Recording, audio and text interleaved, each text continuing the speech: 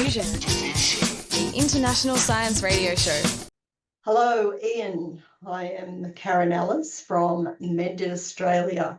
I am the co-founder of Mended Australia, along with Danny Ellis, my husband, who isn't here today. He's doing some repairing, some plumbing. How did repairing things become very important? I think it all stems back to our childhoods, both of us, really. In our formative years, we were fixing in the shed with our dads. I was fixing my bike tyres, learning how to repair punctures, and Danny was probably fixing cars with his father and motorbikes. And when we came together, it was just a natural transition that, we would together repair things. It wasn't unusual to be repairing. My mother also mended and sewed. She wasn't an experienced seamstress, but she had worked in the rag trade and had some idea of repairing and mending clothes, turning collars on shirts, patching clothes, and of course, sewing clothes in a time when it was a necessity to actually sew clothes. We didn't have fast fashion back then. So that's where it all started. And it's one of those things where, as you say, with fast fashion and other things, people, well, a lot of people don't learn basic sewing skills at school or even at home. And so if your pocket gets a hole or if your jumper gets a hole, you really, other than taking it in to the tailor or the repair people at the dry cleaners, people have no idea what they can do other than throw them out. So That's exactly right, Ian. Yes, spot on, especially these days. I can't say I learnt a lot at home because my parents were both busy looking after us, going to work and, just out of necessity sewing, and didn't have time to be sitting down doing a lot of teaching of how to do these things. But I think by osmosis, watching my mother, it was really great. I grew up under a Singer sewing machine and playing with fabric, playing with buttons, and hearing her speak about how the inside of the garment has to look as good as the outside of the garment, and you take care when you mend things and when you sew, when you show your love and those sort of things. And it wasn't until my mid-30s that I wanted to know how to sew, and I taught myself basically, but I think it was that background that certainly helped me with sewing. And Danny, with the mechanical, he went to trade school very early on in his life. Around 15, he left school early and went to learn a trade. And that certainly, forged a path for him. And then, there's a lot of transferable skills that he learnt, and he transferred them to other trades as well. So he's quite a good repairer, accomplished repairer.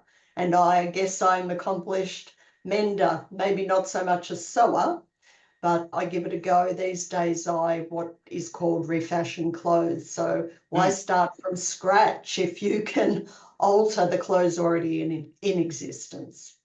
Yes, yes. Well, it's one of those things. I mean, one of the things people can do, of course, is you can learn a lot of these skills by watching YouTube. If you search Yes. for how to mend a pocket, there's a lot of videos. I had pockets going wholly or even getting rips in jeans. And yeah, I was able to learn how to sew a pocket in and get the jeans going for a bit longer. So there's little things you can pick up. But then, of course, you've got to work out where you can buy the tools because there's not a lot of haberdashery shops around to buy your needle and thread or wool or whatever it is you need. You either have to buy online or strategically find where things are sold. Yes, things have changed a lot when they had haberdashery shops and textile fabric shops in the high street. We don't really see that a lot now. And yes, as far as YouTube goes, it's wonderful. And there are some that are naysayers that say, oh, you shouldn't be learning off YouTube, especially things like electrical repair, for example. And, there's sort of the dangers, and certainly Men at Australia have opinions on that.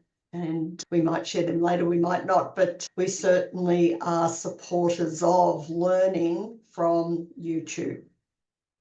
Well, one of the problems, of course, is that particularly with electronics that are connected to the internet, is that it's totally legal for a company to send an update to your device that kills it so that you have to buy a new one when there's nothing wrong with it. I've had it happen to me for a wireless router where I bought a Meraki brand router, Cisco took it over, and they bricked it with an internet update. And when I phoned them up to complain about it, they told me, no, nothing they can do. It's just time for me to buy a new router. And of course, I made sure I didn't get a Cisco. And then the same thing happened with my printer. I had an HP printer and it suddenly got into a situation where it would print when you turned it on, one document, and then die with a printhead error. But if there's a printhead error, well, if there's a printhead that's gone wrong, it can't print at all. And HP told me it will cost you more to buy a new printhead than to buy a whole new printer. So we just say get a new printer. But of course, there's nothing wrong with the printhead if it can print one document every time you turn it on. It's obviously a firmware problem, a software problem. So it's totally legal for them to do this. And of course, they can also, I had another printer where I used generic ink, and that was enough to stop it working forever because I didn't buy the brand name ink with a little chip verifying its brand name. Oh, you've been around Right to Repair already, Ian. And all the issues and barriers and obstacles, and while we're fighting for the right to repair, talking of HP printers, we sent a YouTube video to the Federal Trade Commission in the States talking of HP printers. And one that we had that broke, and the part was a 50-cent part, if that 50-cent part, and they didn't provide that part. So the thing had to be chucked out. I suppose it could have been 3D printed, but we didn't have those skills. No. And yes, we didn't have the time to go finding somebody that might. And also, well, they sent us a new printer, but as you said, the cartridges, what do they call coded to? Coded, they got a little chip, yeah. Yeah, to the printer. So we couldn't buy generic, or couldn't use the generic cartridges we had. And so that printer just sits there and does nothing. That's right. But, yeah. It's very annoying. You can sometimes find particular models and brands that will allow you to use affordable generic ink, or you can get one of those ink tank printers if it suits you. But of course, Yes. that's much more expensive. Yes, well, we use a Brother printer that we got from the tip shop that works perfectly fine and takes generic cartridges. We're not going to become slaves to the OEMs and what they do.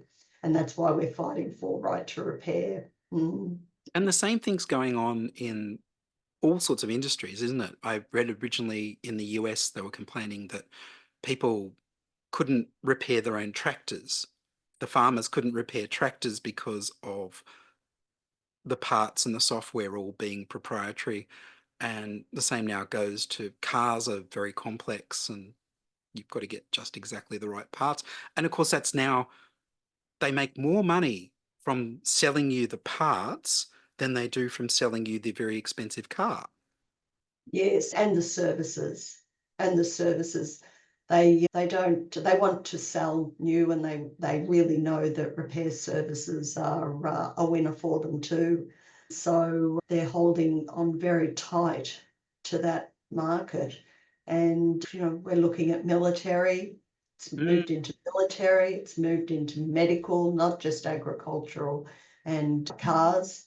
And well, of course, home appliances, white goods. Yes. It's quite subversive, really, and it's not good for consumers. And again, that's what we see. Future generations, it's not good for them. And yeah, we want change, and that's where our work comes into the fore and what we're doing.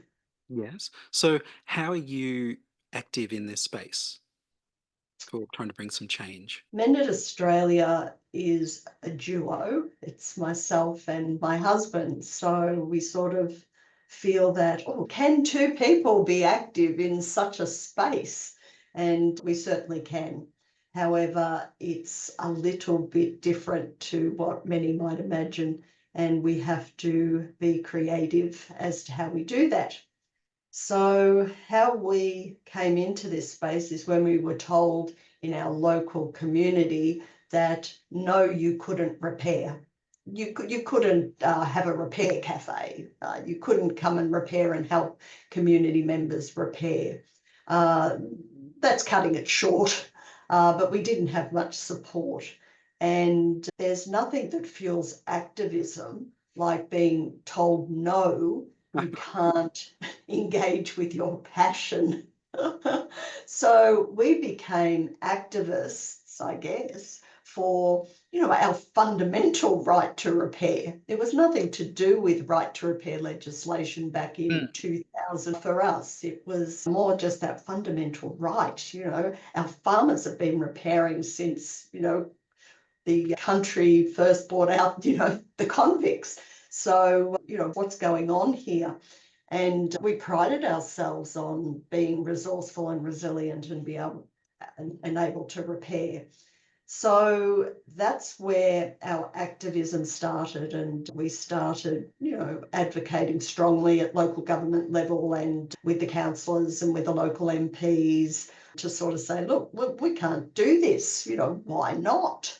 And I just think we were well before our time, and we were living in a municipality that was behind the times, we thought, compared to other municipalities. That's our opinion. And so we kept on pushing the barrow for about, 10 years, not quite 10 years, and it didn't shift. So we had to move out of that municipality. But before we moved out of the municipality, we discovered the right to repair movement in the US. And that had started about the same time that we had started our, personal fight to repair. And we cottoned on to that. That really resonated with us. And we made inquiries in the US. I think the first one was with US PERG, an organisation there that fights for the right to repair. And they had just started themselves with their official right to repair movement to change legislation, basically. And that's when we got more vocal as to the legislation side of things. We started to ramp it up and so we are sort of part of a movement, a global movement.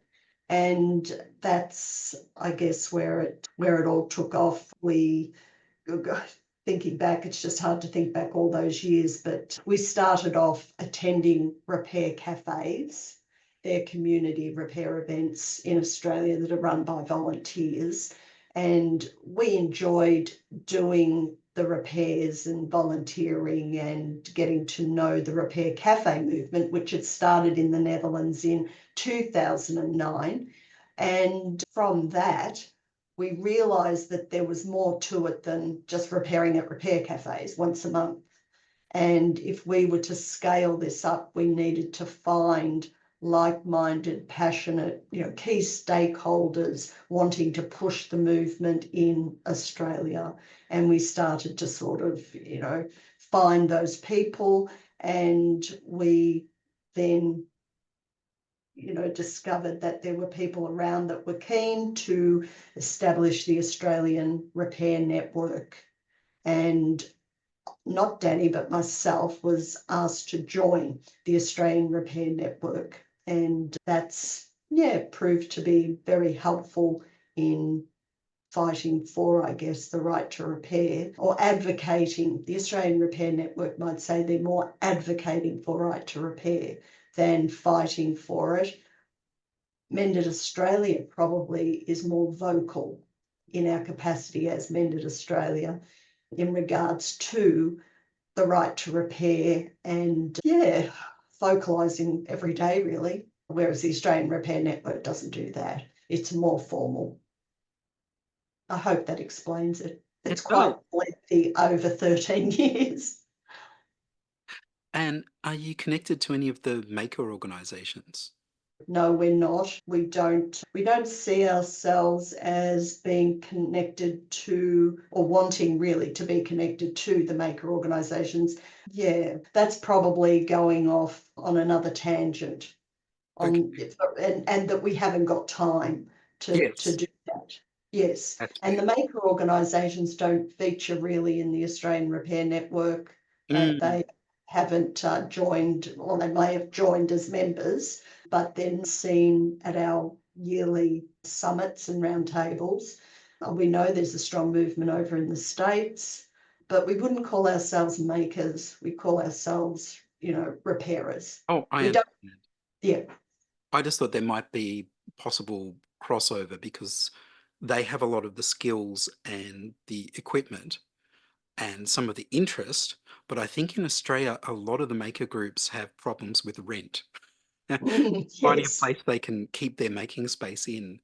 So that might be why they also just don't get as involved. Yes, rent and insurance is always a big thing, and we don't really want to be paying for making, well, that for us personally. But certainly, yes, they do play a place, we believe, in the right to repair, or could play a place in the Mm. right to repair. We don't negate that at all. It's just not where we've been. No, and it's one of those things where it's like it again with the electronics. The other thing that I was involved in trying to repair was mobile phones.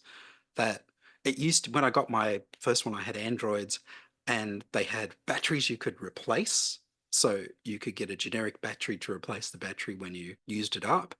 You could take the back off. You could get a couple of tools, and again look at a YouTube video and work out how to replace some little parts that just cost a couple of dollars.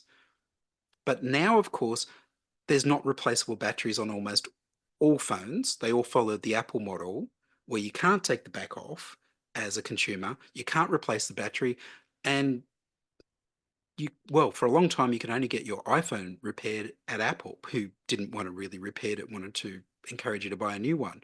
So it's really insidious, the creep along of things to become less, and same goes for things like TVs. You used to be able to replace the individual electronic components. Now you need special circuit boards with special chips. Yes, we're with you, we hear you, we see you. And luckily, we've got Framework Computer and, oh, what's the Oh other, the phone? yes, yes, that you can. Fairphone, Yes. Fairphone, Has that reached Framework. Australia? Sorry? Has for the Fairphone reached Australia? No, No. no, I reached which out to them when they first advertised, and they said, "We will not sell to you. You're in the wrong country." yes, I don't know, yeah, we sort of Maybe. get left behind in a lot of things, don't we? And we're certainly being left behind in the right to repair because nothing much is happening here, which is unfortunate. And that was made very clear at the roundtable. But yes, there are people, companies like Fairphone and Framework and HMD Mobile that are certainly moving to go back to Mhm. things that are durable and repairable and replaceable. And that's positive. That's really positive. But Apple seems to rule the roost. Mm. And yeah, and is not terribly helpful. It spruiks that it's on the right to repair train, but it's certainly not. It gets off at various stations along the way and doesn't keep going with the others. So it swaps and changes its meanings of what it's doing and how green it is, and not to be trusted really. And so this roundtable that you attended recently, are there any issues or outcomes you'd like to discuss? The roundtable was very insightful. The summits the previous 3 years weren't so insightful. It was great to have people coming together, but they were much bigger events. And it was really great for networking. But I found the roundtable incredibly insightful and meaningful because they decided, or the Australian Repair Network, we decided to have a smaller event this year, a round table. And I don't know how many people were there. That were there, maybe 40 or 50 people. We haven't got the final numbers yet, or I haven't got the final numbers. And so it was the really key stakeholders, and they were selected and had to sort of submit to come to the event and show that they had the rungs on the board as far as, repair, right to repair went.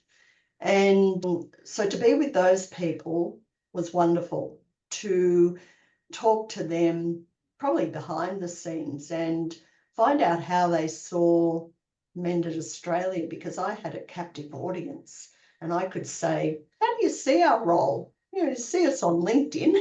Do you see our role as being activists, or do you see our role as being advocates? Well, and I spoke to 3 or 4 people that gave fantastic feedback as to how they saw our role, because I was sort of thinking where, we were activists. And when I say activists, peaceful activists who were willing to approach MPs and write letters and write submissions, which we've done. And none of them saw us in the activist role, which was fascinating to me. And there were various reasons for that, but what came across was that they saw us in an advocacy role, in being a consistent communicator of the message. And sometimes that message can be a little bit controversial, but maybe that's what LinkedIn needs, because there's a lot of likes and, oh, you're doing a great job and well done. We try and shy away from that as Mended Australia and do commentary. And it's not expert commentary, it's just critique and our opinion and how we see things. And we believe that was valued by the people that we spoke to, and that they understood that our role was important because we weren't employed. And many of them were, and they had to be careful and diplomatic about what they said or what they commented on for obvious reasons. And that was really good to hear, because that's the intention. We've been in professional roles and we know that we couldn't be as vocal in those roles for whatever reason, talking about whatever, when we're employed. But now we can make commentary that might be a little bit controversial, and we always try and strive to be appropriate. And yeah, controversial, but appropriate, kind, considerate. And considered did come across. Your opinions are considered and well informed. Oh, good. So now our role is more, I think, having thought about it, advocacy and networking of people in the repair movement, circular economy movement, to support them. And it's not so much about us, it's about supporting very busy people, very busy experts in right to repair and the circular economy. And sometimes they mightn't feel supported. They may feel like, oh, what did you say that for? But we can't always get it right, and we can't always worry about that. It's still something that needs to be done. It's as you said, there's not a lot going on in terms of our rights. There's some repair cafes around, but there's not a lot of them. And there doesn't seem to be any legislation to protect consumers' right to repair in Australia at all.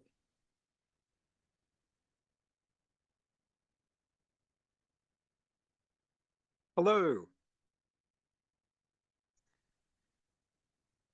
Hello.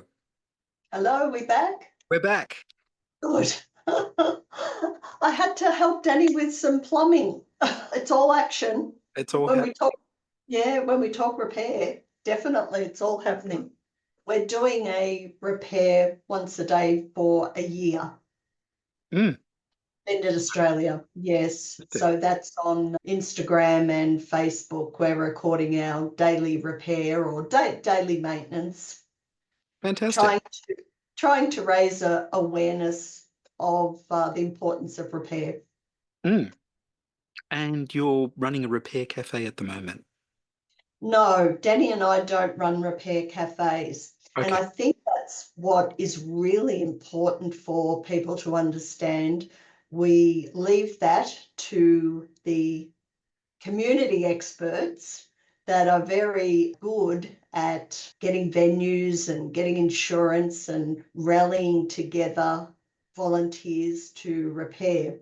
What we do is if we do go to a repair cafe, we go as visitors and we might, pop into one and help them repair. And we've been doing that once a month with a repair cafe, but that repair cafe is struggling to get funding and has struggled for and made 3 attempts and has not been successful with their local government. So we're not going to any at the moment, any repair cafes, but sometimes we get called up to attend because they haven't got repairers with electrical skills, and Danny's got electrical skills. So if we can help them out, we will. Mm. But when we certainly don't see ourselves as repair cafe volunteers. Back before COVID, we would attend a repair cafe once a week across Victoria. And we did that for 2 years. And it was a wonderful introduction to what repair cafes are all about and how different municipalities, different organisations do them similar, but do them different too. And we, got heaps of experience doing that. We got heaps of knowledge on how they run, and we're often approached to give opinion on certain things related to them. And I think that is why I know really, that is why I'm sitting on the Australian Repair Network from that point of view, from the community repair perspective. And I also, on that network, I created the Australian Repair Groups map. And you can find that on the Australian Repair Network's webpage. And it requires administration in that new repair cafes are being added, repair cafes are being taken off or closed for the various reasons, one of the reasons I gave you, that funding hasn't been forthcoming. And also, what else? I'm just trying to think what else I was going to say, but I've forgotten, I'm sorry. But that's really important. I think I was going to say that at the moment there's 105 repair cafes in Australia, and maybe not termed repair cafes. They could be repair labs or fix-it cafes or registered repair cafes. I think are about 87 of them from memory. Did I have it written down here? No, lost it. But yeah, I think there was about 87 that are registered with the international repair cafe movement. And there's oh,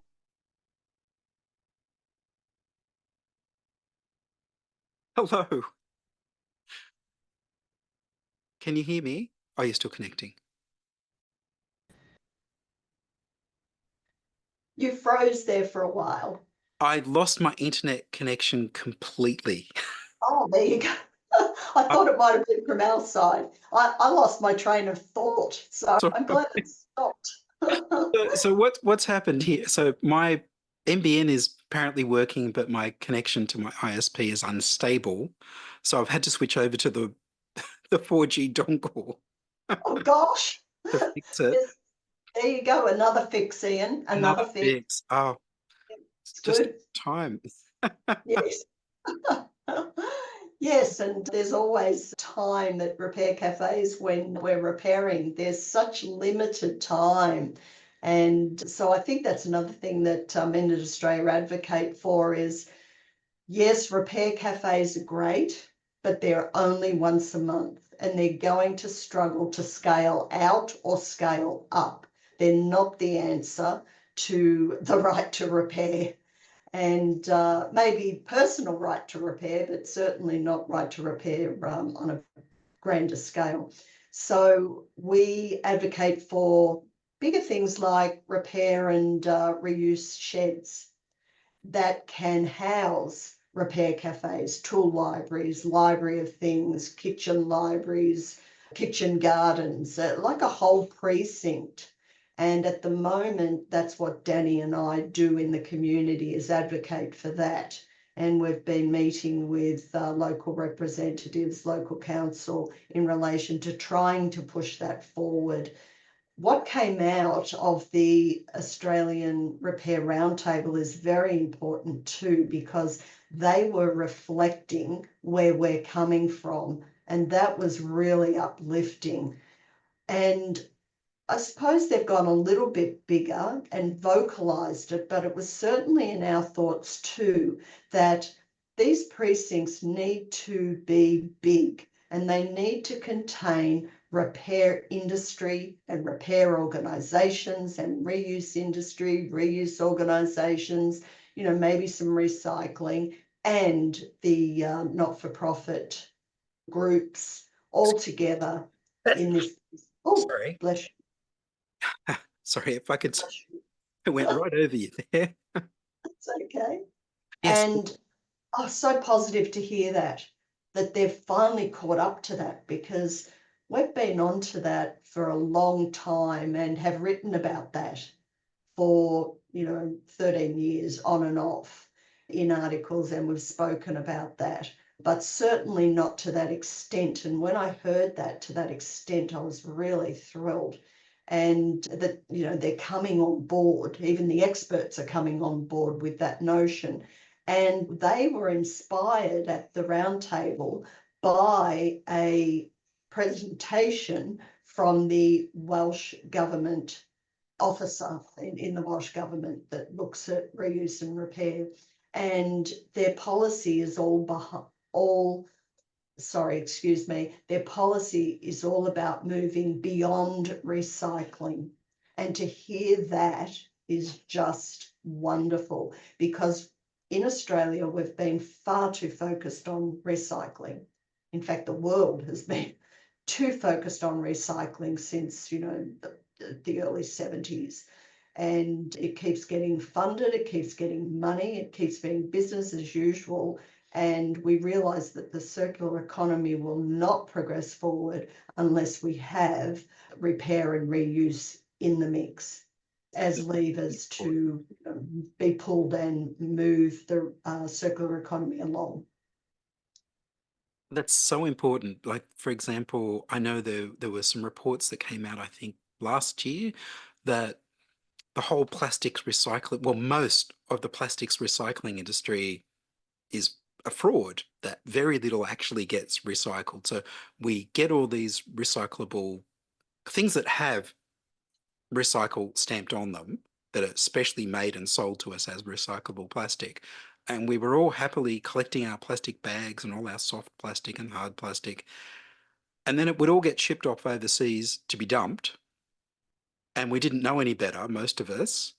And now that it's not being accepted to be dumped, we suddenly realize we have a problem and that we were conned. It was just a way to produce new plastic instead of switching to something else or reusing. Yes, very real. And it upset a lot of Australians. And Tanya Plibersek, the environmental minister, was onto it straight away when Red Cycle failed, because it didn't look good for the government to have this scheme or this organisation collecting all this soft plastic, to find it all being warehoused and nothing happening to it. It's a huge safety issue, but money was being given to this scheme in inverted commas, and it wasn't done well, and Australians thought they were really doing the right thing by taking all their soft plastic to the supermarkets, and the supermarkets were giving it to Recycle, but it was going into warehouses because there was no recycling industry as such to deal with it all. And yes, we've got recycling industry, but not to the scale that was required. So, yeah, very concerning. And so there is another program now, not that I'm an expert in recycling, I'm not, and I do try and stay away from it, but it does seem to come into discussions, and I try and keep, around it and what's happening. But now these supermarkets are trialing some projects where they've taken responsibility for the soft plastics. I think in, I don't know, 12 supermarkets in the, in Victoria. That's Victoria, where we are trialing a project, and plastic is being collected, and what they're doing with it, I'm not quite sure. Again, they really, it's still, yes, our trust meter is still a bit low, and I don't know what the results will be and where they're at, which concerns me a little bit. Would rather see money be pouring into reuse and repair, actually. But what our concern is at Mended Australia is more around the reuse of products as intended. So, for example, there are very responsible organisations collecting e-waste and downcycling e-waste. So that's not recycling. Recycling is bottle to bottle, cardboard to cardboard. It's the same. Whereas downcycling is to a lesser value. And there are lots of organisations downcycling it to a lesser value for reuse. But what Amended Australia is about is that reusable and repairable, for example, e-waste, we'll use e-waste as an example, is collected and reused and repaired as it was intended.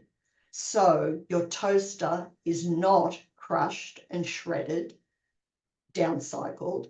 It is repaired and fixed and resold back into the community. And that's our focus. Laptops, mobile phones, whatever you like to think of, computers, that they are reused in the manner that they are intended, because there is such a digital divide in relation to computers, mobile phones, laptops, etc., the desktops. Whereas, so reuse of those that are not too old would be so beneficial. TVs being just crushed and shredded is just appalling for us to think about as Mended Australia. And why we say that is our project of repair demonstrates to the community on Facebook, social media, that these things can be repaired if you've got the skills, if you've got the know-how. And to see a television that may have a capacitor that would only cost 50 cents from JCar being shredded, and it cost $5,000 to buy, is just appalling. And that's where we come in. Not that, these schemes that we have, like the National Television Computer Recycling Scheme in Australia, is mandated, it's regulated, and it allows us to all downcycle, usually, our e-waste. Not that's not doing any good. It is, because these products are not ending up in landfill and, and making, our waterways toxic, etc. But there is higher up the value chain for these things. And that's where Mended Australia advocates. However, it's a tough gig because There are all sorts of legislation. The National Television Recycling Scheme doesn't mandate for reuse and repair. So when we start advocating and being activists for repair and reuse around that, they basically shut you down because it's not legal to do that under their scheme. And we don't like that. And we call that out because it's so wasteful. And I guess that's where our activism has been quite strong. And then some of the obstacles that they try and put in the way of things are like safety. We were discussing that earlier, like with electrical repairs, that they say, oh, you can't do anything because it's not safe. But that's not entirely fair, is it? No, it's not. And thank you very much for bringing that up, because that's where our activism started too, around safety. And in a very practical sense, Danny was not allowed initially to repair electrical at a repair cafe. And again, saying no, and we're going to get in the electricians at, 200 an hour or whatever they were going to pay, was just not on for us from a personal perspective. And then as we moved through it, we found out that, well, they couldn't afford that. And it was certainly not illegal in Victoria, where we are, to repair electrical appliances with 240 volt with a cord and a plug. We knew that. We've been doing that all our lives. So we decided during COVID to write 2 submissions and attend 3 hearings to the Productivity Commission's Right to Repair inquiry. And we did that. And during that year, we, Mended Australia, researched the legislation around electrical repair and where it was and wasn't illegal to repair, for example, a lamp or a toaster or a 240 volt appliance with cord and plug.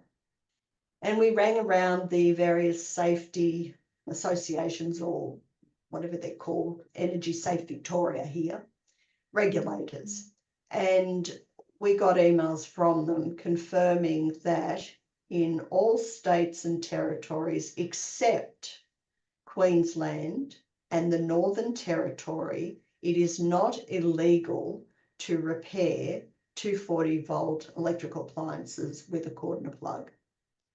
And that was groundbreaking because it did quieten the naysayers, and it did provide clarity to repair cafes, definitely. And whether they decided to do electrical repair or not was, up to them then, and their risk appetite, I guess. But in Queensland, unfortunately, no, you can't, be at home repairing your toaster. You can't go to a repair cafe and repair somebody's sewing machine if there's an electrical issue. And that legislation certainly needs some activism around that, but it's not an easy one because there's vested interest in keeping it within the electrical area itself. Yeah, I think you understand what I mean. Yes. Yes. And Yeah. if people want to get involved in some activism around the right to repair, do you have any advice for them? Well, that's how you and I found each other, I guess, because you follow Right to Repair Australia, and that's our Facebook page. And we administrate that as Mended Australia. And I think I put a call out and said, is anyone like an activist in repair? Is anyone being vocal about this issue? And the only reply was basically from you to say, well, I'm not an activist for repair. Well, you didn't out that, but you certainly said you'd like to repair. You would like to interview activists, yeah. But you probably know that we never received from that page, which I think has a following of maybe 700 plus followers. that nobody outed themselves as activists for repair. So we posted a similar thing on LinkedIn and never received anything either. Now, that doesn't say there aren't activists out there, but I would say there's more advocates for repair. And from what I gather from going to the round table, they don't even see Danny and myself as Men at Australia as activists for repair. And we have noticed that when we are going to certain meetings with people related to it, whether it's in our local community or whatever, the term activist does sort of, the head goes back and the eyes go a bit, open, and the face goes a bit stiff, and It's oh dear, yes. They mightn't quite want to associate with activists, or they see activists as being those people that will stand outside of council offices with placards, annoying councillors and MPs. So, yeah, can we find any activists to not be so much standing outside with the placards or walking down Burke Street in Melbourne, but can we find those people that are vocal, that might see themselves as more advocates, but that still could cross over to the activism, and that are not afraid to speak out because of employment? I think we certainly understand that in their work, even if they are advocating for repair, they've got to be very diplomatic how they approach that with politicians and key stakeholders. We certainly understand that. And we've been called out in our work, even if we weren't considered activists, as on a couple of occasions of being not helpful to the right to repair movement. Oh no. And we ignored that, of course, but we took it on board and thought about it. Well, not helpful. Well, doesn't it take many people with many different strengths and weaknesses to push forward a movement? That's how we saw it. So I can't remember your original question. All right. I was asking about people who want to get involved in the right to repair and in mending things. Yes. Well, Yes, well, go ahead. certainly, if they're staunch, passionate repairers, they need to join the Australian repair movement, because that's it at the moment. But that movement is a volunteer movement. It's not funded, so it's restricted in what it can do. And very grateful that it can do what it can do, like bring together, roundtables and summits. And people can talk to people in that movement if they really want to, behind the scenes. So that's that avenue. They can certainly follow the global right to repair movement and, sign up to Right to Repair Europe and iFixit in the States and US PERG in the States, which Danny and I certainly do. And that keeps us informed across that platform. They can follow Right to Repair Australia, which is not any personal comments necessarily from us, but it's collating a lot of what comes through in relation to articles, not just in Australia, but across the world. So there are avenues. They can certainly talk to Mended Australia if they are interested, because I did put out the call. If they are interested in, I don't know. Look, Danny and I can't lead a movement. We're not in that position, and we haven't spoken about that. We want to know if activists exist, but I think we made it clear that we can't lead a movement. We can certainly follow and support a movement, but I don't think it's going to be necessarily a movement of people. I just don't feel that's going to happen, but it could be a network of people behind the scenes, separate to the Australian Repair Network, perhaps.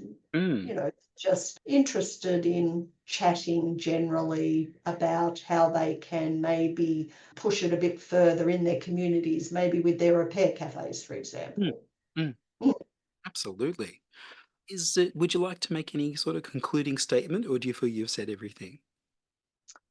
Any concluding statement? Well, repair matters.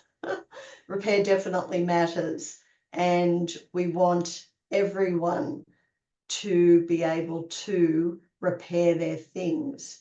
And I think that's the hashtag, repair is for everyone, this year, as far as the international repair movement goes, and the celebration that happens on around the 19th of October. So that's what we really believe. Repair is for everyone. Now, that doesn't mean, Ian, you've got to repair your things yourself, because let's face it, repair skills, they're dying. There's not a lot of them left. And there are some passionate young ones that are learning to repair, but they're few and far between. And there's no repair courses in TAFEs to just be a general repairer, which is another problem. So what you need to do is, if you can't repair yourself, you need to support repair if you want repair not to die, and source out where you can get your things repaired. Now, at the moment, can be expensive to get things repaired, and people don't hesitate to ring up a plumber, ring up an electrician. But what about supporting those small repair businesses? They seem to really struggle to want to source those small repair businesses that are out there in the community. And, do you want to pay for them? Now, if you don't want to pay for them, they're going to disappear from the high street like they have. Your plumbers will still be around, your electricians will still be around, that sort of thing. And you'll be paying a lot of money for them. But yeah, try to support your businesses on the high street that might pop up. And that's not just mobile phone repair businesses. It could be somebody starting up a television repair business, which is a bit unusual these days. And also support your local repair cafes. Now, what they need is donations. Then a lot of them don't charge for what they do. A lot of repairers at repair cafes, most of them don't. But if you give reasonable donations to cover costs of venue hire and insurance, they are raising awareness of repair at the community level that the right to repair movement in Australia hasn't done yet. They are the ones at the grassroots saying repair matters, and they mightn't be, putting up placards about right to repair, but they are certainly pushing the repair movement forward. And it would be great if people tapped into those or started one in their local community. That's all I've got to say. That's my rant over. My repair rant is over. Well, Karen, thank you very much. Oh, thank you, Ian. It's been delightful. And I hope we get this message out there that We repair will. certainly does matter. With all the interruptions, I'm going to have to do quite a bit of editing, but I will get it out. Study science, because you will find in the study of science a richer, more rewarding life.